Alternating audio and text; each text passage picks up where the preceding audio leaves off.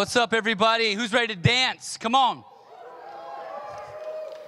Hey, what's up? My name is Jason. I'm the lead pastor here at the church, and we like to have fun in church. I don't know about you or how you grew up in church, but we like to have some fun. Who likes to have a little bit of fun in your life? Come on.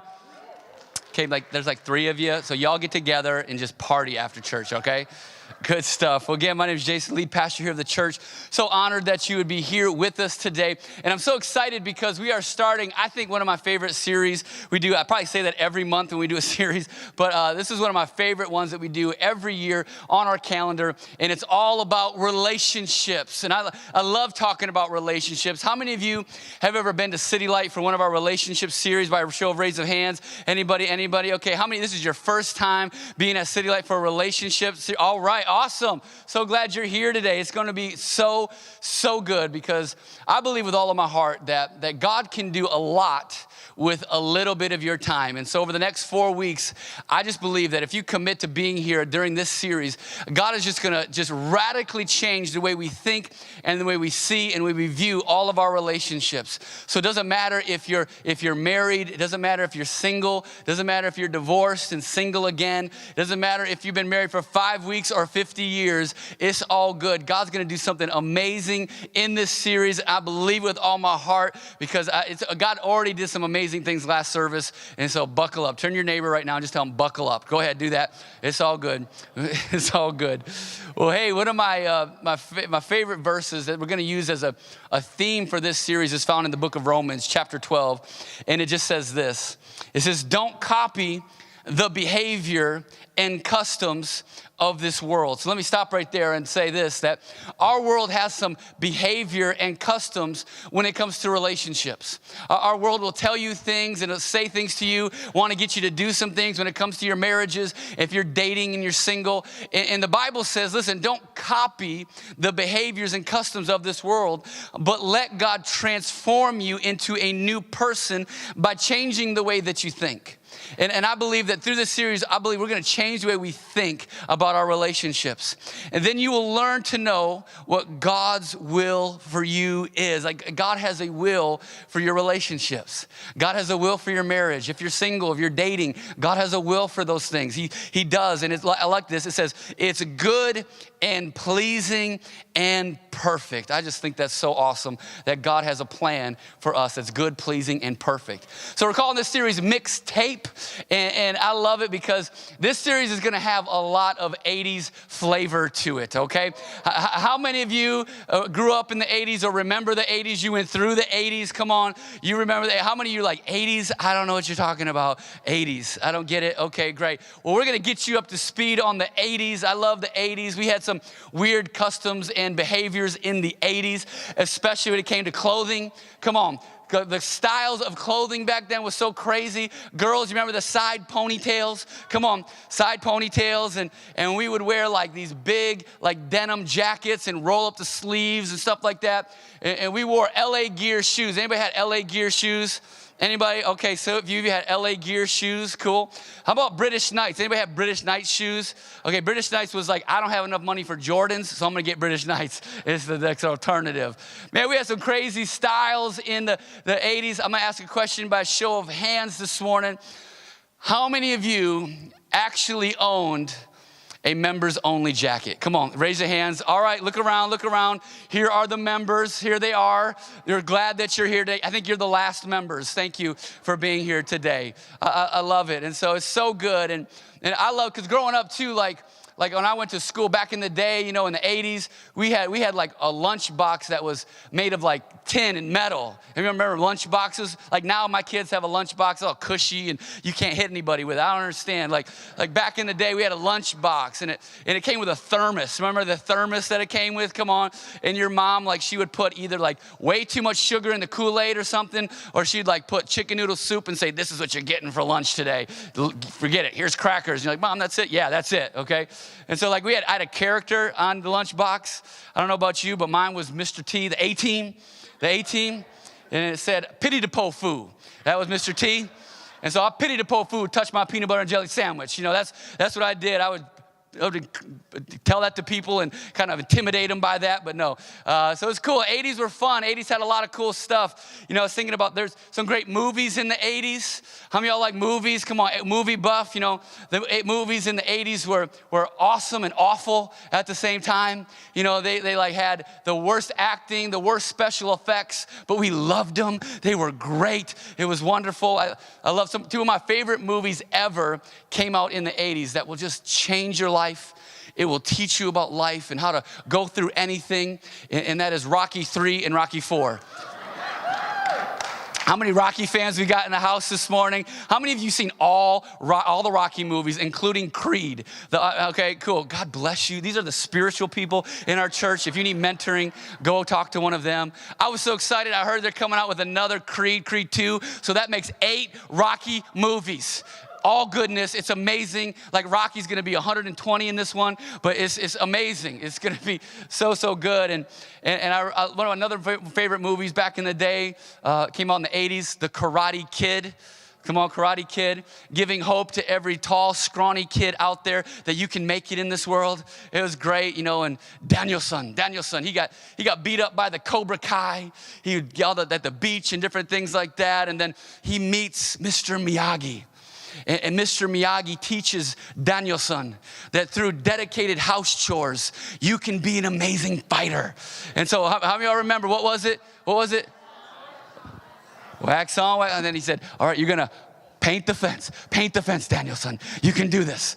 And I was like, all right, I'm going to do some house chores, and I'm going to take on the bullies of my school too, and learn that was not how you actually learn how to fight. But so good. And Mr. Miyagi teaches Daniel-san the kick. You remember the kick? What was the kick? What was the kick called? Anybody remember?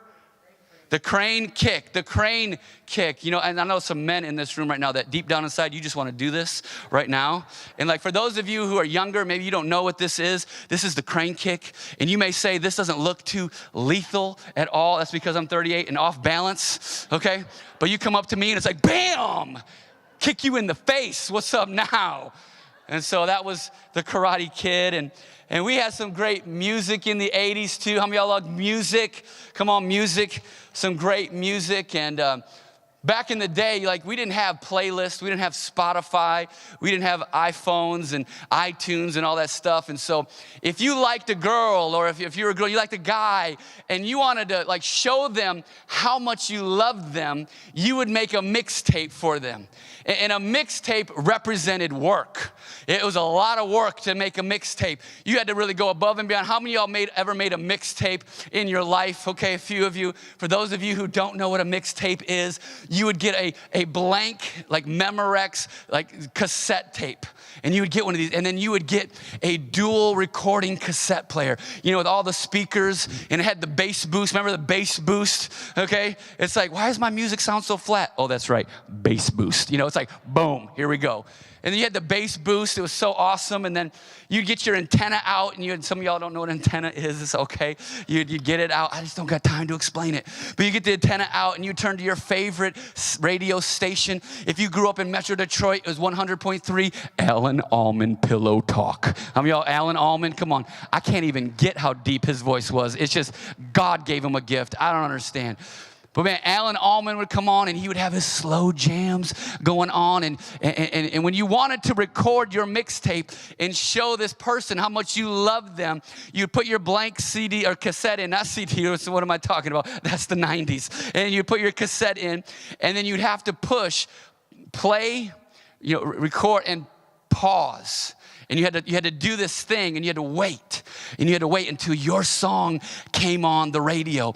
And you had to wait. And it took a long time because sometimes you'd be waiting and waiting and waiting. And like you had to get through like the Debbie Gibson stuff. And you're like, no, I can't put that on a mixtape. That's ridiculous. And then like New Kids on the Block would come on. You're like, no, I can't put them on a mixtape. And I like them privately, but I can't put them on a mixtape, you know? It's like, okay, all of a sudden, and all of a sudden your song would come on like Bon Jovi or somebody like that. And you would say, okay, here it is. And you'd release pause. And you're like, yes. this girl, she's gonna know how much I love her. And then you would do this, and you would make like a 90, like 120, or like a crazy long mixtape. And then you would give it to her, and you put like little hearts on it and stuff like that. And you would give it to them and say, hey, I want you to know how much I love you here. And this is gonna show it. This is gonna prove it to you. And they would get it, and they would think it's the best thing ever. And then you would break up like 2 weeks later, because that's what happened in junior high back in the 80s. And so a lot of times there was so much fun to do in the 80s and grow up in the styles and things like that. And it's so funny though, but as I think about this, you know, we can change a lot in our styles, but then sometimes we can't change when it comes to the way we view relationships. Like, it's funny because psychologists have coined this term called the teenage love cycle, that we all go through when we're teenagers, and we're just like, oh my gosh, I can't wait to be in love. But the kind of funny is they coined the cycle, and the first stage is unrealistic expectations. Where it's like, oh my gosh, I'm gonna marry him. This is amazing. This is the one. I just know it. This is gonna be the one. It's like, oh, awesome. When did you meet him? Yesterday.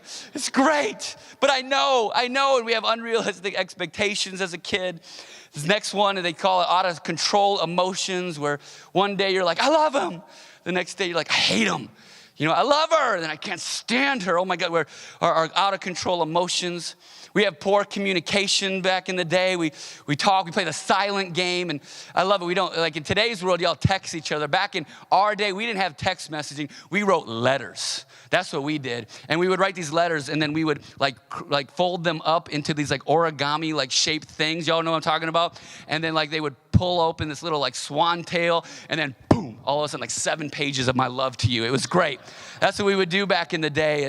But we didn't have that stuff, but we had poor communication. And then the next stage is self-esteem issues, where we wrap our whole identity into the relationship itself. And then the fourth stage, or the fifth stage, 1, 2, 3, 4, 5, is this lack of responsibility, where we disregard consequences and other feelings and stuff like that. And it's funny how you look at that cycle that's in teenage years that we go through, that all of us have gone through at one time or another. You may be sitting there and you say, wow, that doesn't just look like my teenage years. That might look like love right now for me. That may look like my relationships right now. And like I said, styles may change, like fashion may change, our taste in music may change. But it seems like sometimes that when it comes to our relationships, we never graduate past high school on the way that we view our relationships. And here's the deal, it doesn't have to be that way. Like, God designed relationships, and they're awesome. And he designed them in a way where you don't have to bring all of the misconceptions, all of the baggage from those years back in high school or college into your adult relationships. Now, it doesn't have to be that way. You can actually find a goodwill that God talked about in it when it comes to our relationships.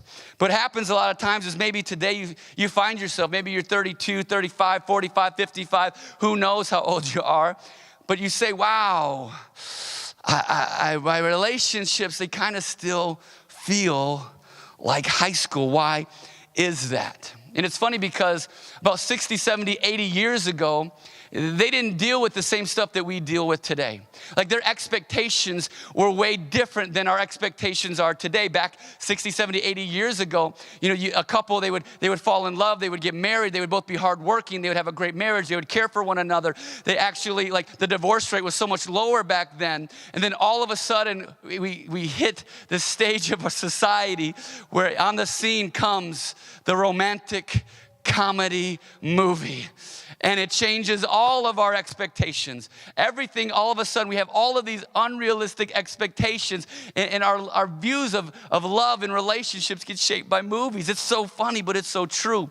It's so funny, like all of a sudden we watch a movie and we say, wow, look, they bump into each other. It's love at first sight. Oh my goodness, they fight, and then they get back together, and it's amazing, it's awesome. Why can't that happen for me? It's because it's a movie.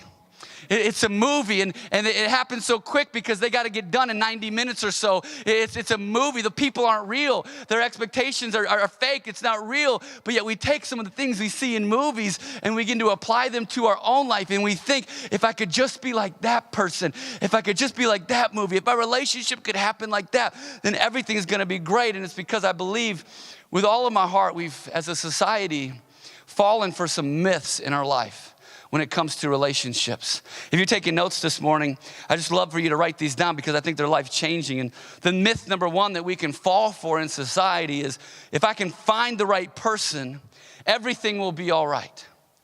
If I can just find the right person, everything's gonna be all right. That person will accept me for who I am with all of my flaws, all of my stuff, all of my baggage. They're just gonna love me for who I am. I'm never gonna have to change. I can just be who I am. This is great.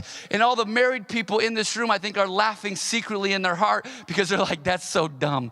Because when you get married, everything changes. You're never the same person. Everything changes. And it's so interesting because I think for a lot of people, we think that I'm never gonna change. It's always gonna be the same. And the problem is when we have that idea, that myth that if I just find the right one, everything will be okay. That when that person that you're married to, all of a sudden they start behaving differently. They start doing things that you don't understand or don't like. All of a sudden you say, I found the right one, but now I need to be, maybe this person isn't the right one and I need to go looking for the right one again. And it's so funny because I think we fall for the Disney lie. The Walt Disney lie. I love Disney movies. Disney movies are great. I love all movies actually, but I love Disney. My kids are into movies and it's so great and it's so funny because there's so many interesting concepts in Disney movies. Like Beauty and the Beast. She falls in love with a monster, let's be honest, okay, come on. He's got fangs and a teeth, it's crazy, okay? And Little Mermaid, I mean, she's kind of like a stalker if you think about it. She's like secretly watching a guy, falling in love with him and never met him, and she's a hoarder. It's just weird. I mean, I don't think that's what we want. And you got Aladdin. How many of y'all have seen Aladdin ever at one point in your life? Aladdin is so good, and it's like he sings that song, it's a whole new world. A dazzling place I never knew. No, it's the same place, actually. Yep, nothing's new, it's the same. You just got married, went on a week's vacation, and you came back, and both of you still can't balance a checkbook. It's the same, it's all the same. And yet we think it's gonna be so much new, it's gonna be so much different, and if I just find the right one, everything will be okay. But it's crazy because we can come to a place where we've entrusted our heart to somebody that we'd never trust our credit card to. And we've fallen for myth number two, which if you're taking notes, you can write this down, and that is that we just need chemistry and passion. We just need chemistry and passion. If we just had chemistry and passion, then it's going to be so great. Chemistry and passion is what we need right now. It's chemistry and passion. And so people think that's what they need. And because we think that, we go intimately quickly. And because you never test drive a car without driving it first. And so we go physical right away. And we take the relationship under the covers before it can ever be covered by God. And then we wonder why we're broken and we don't even realize it. Like we have this chemistry and we know this chemistry, we know this intimacy thing, but we don't really know a lot about each other. And all of a sudden we're wondering why we're having these problems later on in life. And then we fall for myth number three. And the myth number three is, well, marriage is just full of drama. Like marriage is just full of drama. It just is. My parents were drama. They had drama. I mean, my grandparents had. It's just marriage is full of. All my couples I know around me are just full of drama. So we fight. We throw things at each other. We say things we regret, and we fight. And we think, oh, everything's gonna be just fine because marriage is just full of so much drama. And after you're married for a little while, we have these kids and we bring these innocent little kids into our dysfunction because that's really smart to do. And so we have these kids, and then during the pregnancy, things change. Expectations change. Things that we need and want change. Like as a woman is having a baby, and she's pregnant, her expectations are totally different than the guys. She just wants to put up her feet, have somebody rub her feet, and somebody go to McDonald's and get me an Oreo McFlurry. Come on, somebody. That's all. That is going to make my world. That's it. But the guy's thinking, I still want that chemistry and passion. I still want that stuff. And I feel like my wife now, she's not giving it to me. So what do? And then one day he goes to work. And there's a new girl sitting in a cubicle not too far from him. And he walks into work and she's like, hi. And he's like, hi. And she's hi. And he's like, wow, that felt a lot like chemistry. That's great. Oh my goodness, I like that. And then the next day, he's getting ready for work and he's putting on his best shirt for work. He never wears his best shirt to work, but today he's putting it on. His wife looks at him and says, why are you wearing that to work? And he's like, come on, I got to dress for where I'm going, not for where I am. You hear the preacher talking up there. Come on, I got to get things right. And she's like, whatever, you're weird. And he goes to work and then he sucks in his gut as hard as he can. And he walks into the office. How you doing? And she's like, and then all of a sudden he goes to the bathroom. He's like, oh God, help me. And he's in pain. But all of a sudden through the process, he's like, wow, it seems like I've got a lot of chemistry with her. And maybe a light bulb goes off and he goes, wow, maybe my wife isn't the one anymore. Maybe the chemistry and the passion is gone and I don't need that anymore. And maybe that I'm gonna have chemistry and passion with this other lady and that's what I need. That's what I'm looking for and that's what I really want. And so what happens is a lot of times we begin to build our relationships all wrong. And so we build our relationships the way that actually end up hurting us in the long run. This first little piece right here, that's the semicolon and the parenthesis, otherwise known as the wink. This represents physical happiness. I was thinking, poor semicolon. He spent his whole life, nobody knew what to do with him. But then all of a sudden now, you know what he's saying to all the other keys on the keyboard? How you like me now? How you like me now? And so we get physical right away in our relationships because we think that's what we're supposed to do. That's what the world teaches us. We go physical right away. And then all of a sudden, the next part that comes into the whole thing is we get emotional. We let our emotions get in. And we start to build this relationship. And the emotional stage is so much fun. It's like, oh my goodness, because we feel so much feels. It's like, oh my goodness, I love this stage. It's amazing. I mean, you maybe remember if you're married in this place, like you couldn't wait to talk to that person on the phone. Like you rushed home after work. You call, I couldn't wait to talk to you. Yeah, I know, me too. And it's like, oh my gosh, what are you doing right now? Oh, nothing. Are you listening to some music? Yeah. What are you listening to? Bon Jovi. Oh my God, I love you. I knew you're the one. Like we get to this place where we're like, oh, the emotional stuff gets involved and we're so excited about it. And we do crazy things in the emotional phase. Like guys write poems in this phase. Like guys don't write poems typically, and yet we'll go online, we'll research a poem that nobody's ever heard of, and we'll pass it off as it's our own and say, here you go, this is how I feel about you. It's amazing, we can do this thing. And it's so funny, but in this stage right here, it's so important because we act upon what we know and our past experiences, not on what we know about the other individual yet. Because we don't know that in the other individual yet. We are meeting the best them that they could be. Like this is when they wear cologne.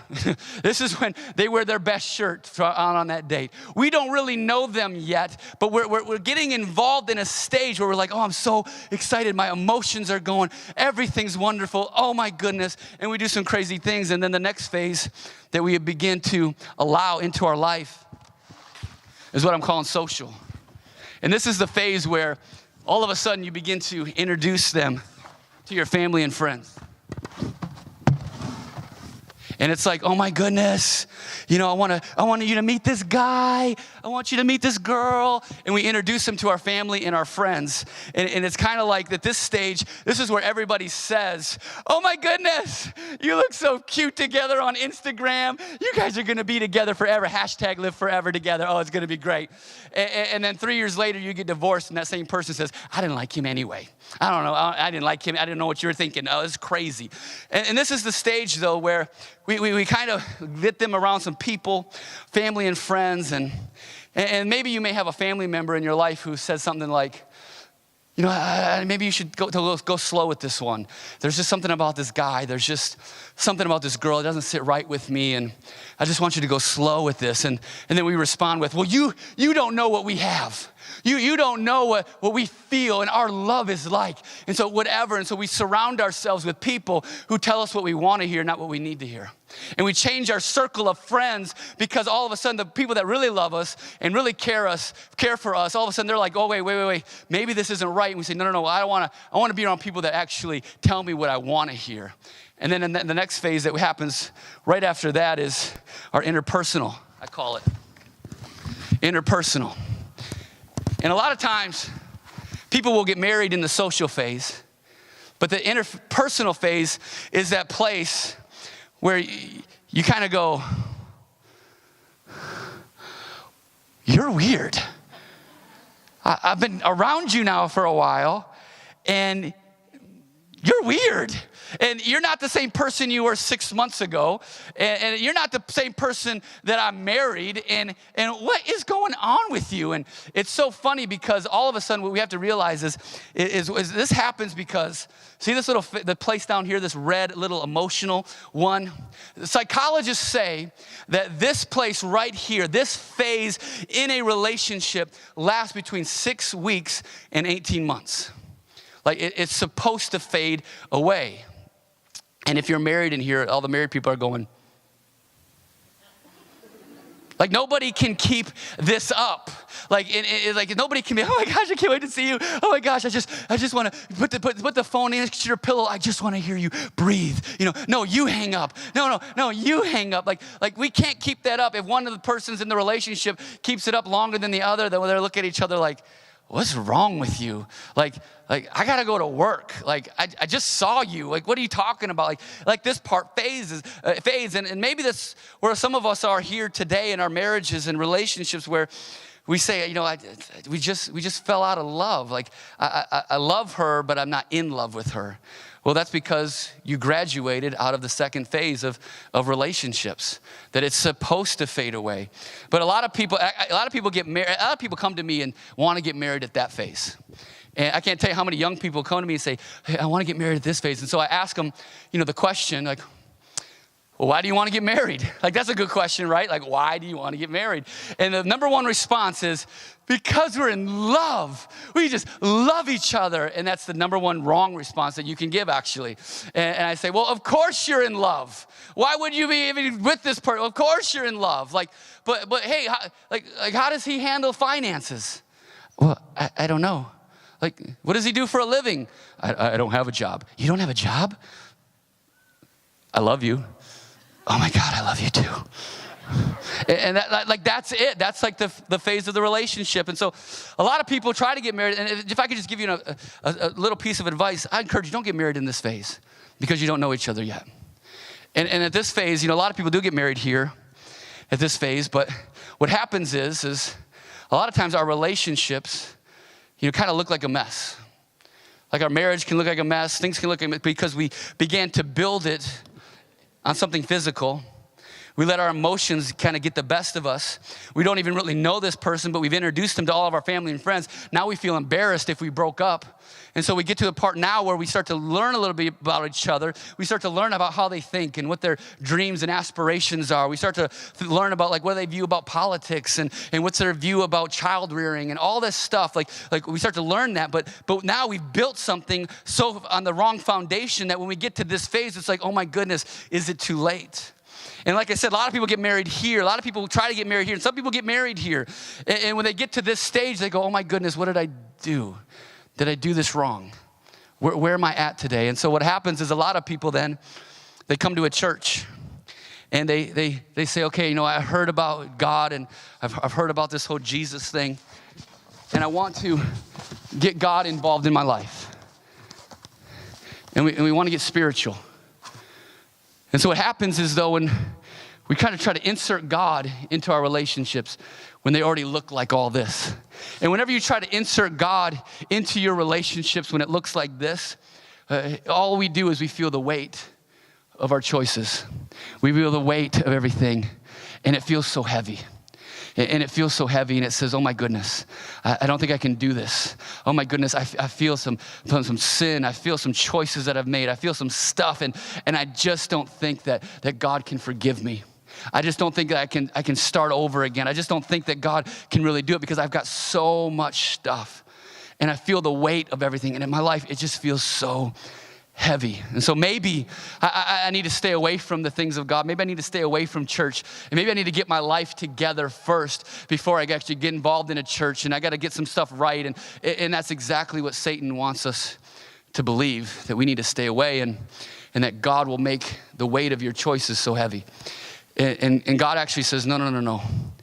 He says, I'm not going to climb on top of all that and crush you. He says, no. What I want to do is, he goes, instead, I'm going to do something different in your life. He says, I want to do something that you never thought could be imagined. His word says this in the Gospel of Matthew. He says, Jesus said, come to me, all who are weary and carry heavy burdens, and I'll give you rest. So it doesn't matter if you're single in this place. It doesn't matter if you're married in this place. It doesn't matter where you are. Jesus invites you to a place where you can sit and begin to heal and begin to learn who he is and learn who you are in him. And he begins to do something great in your life and lay a foundation in your life. He says, no, I'm not going to crush you. He goes, I want you to come and I want you to start over again.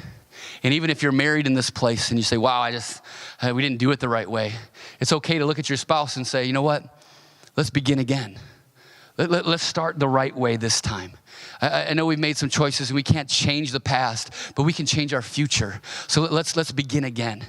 And you start right here.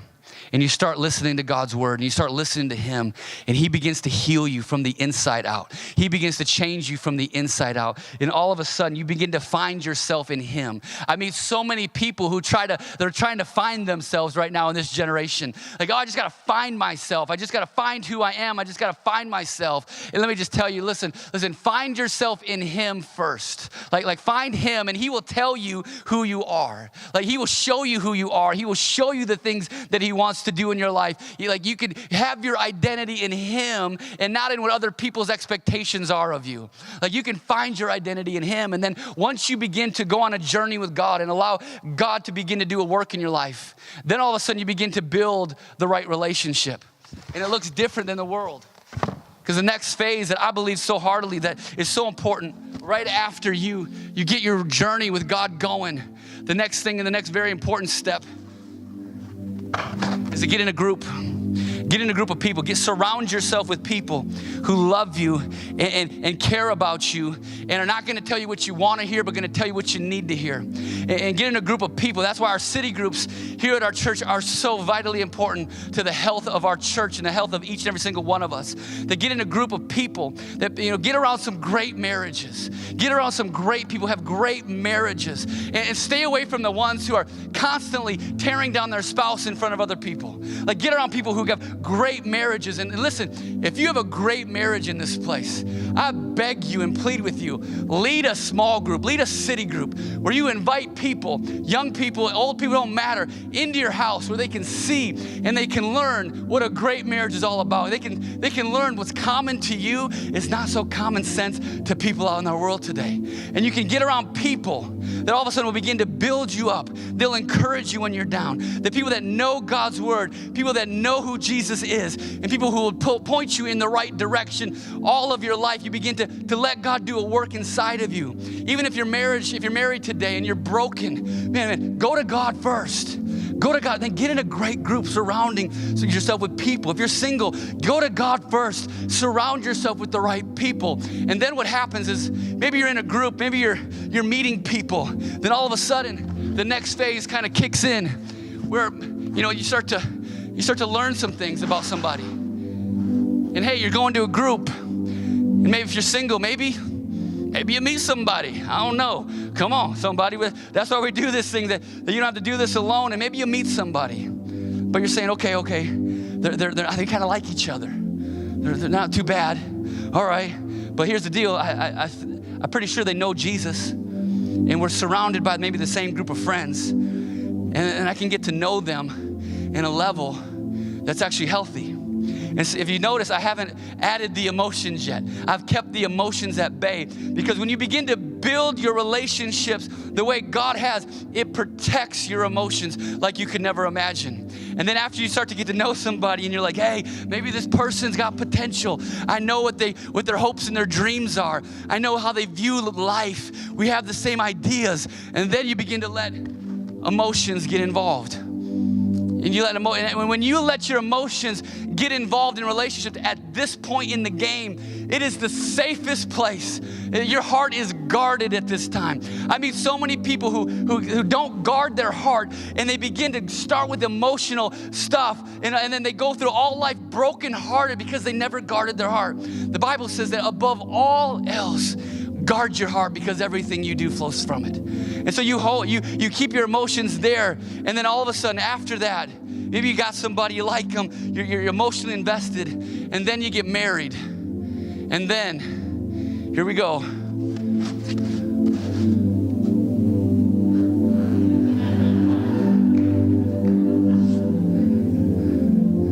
But you do it in a way that is protecting your heart. It's protecting your body. You're doing it in a way that you say, okay, I'm finding myself in God, not in what other people think I need to be. And I'm surrounding myself with great people who really love me. And they will tell me no sometimes. And I get to know somebody. And all of a sudden, okay, I like them. We have the same views. And then here we go. I'm gonna go in. And when you do it this way, it protects your heart in such a, God's way always works. It's countercultural. I know the world today tells us something completely different, but when you do it this way, it sets you up for some of the greatest relationships you could ever imagine. Now, maybe some of you in this place today, you say, well, Pastor, that's great. I'm married and I didn't do it that way, and now I feel broken. Well, if that's you, I understand that completely. And here's the deal. Before you start blaming each other emotionally, well, Pastor, you don't know how he makes me feel. Pastor, you don't understand what's going on. You don't, Pastor, wait, stop right there. Stop. You're not ready for that. Go here first. Go here first. You're not ready for emotional healing until you have spiritual healing in your life.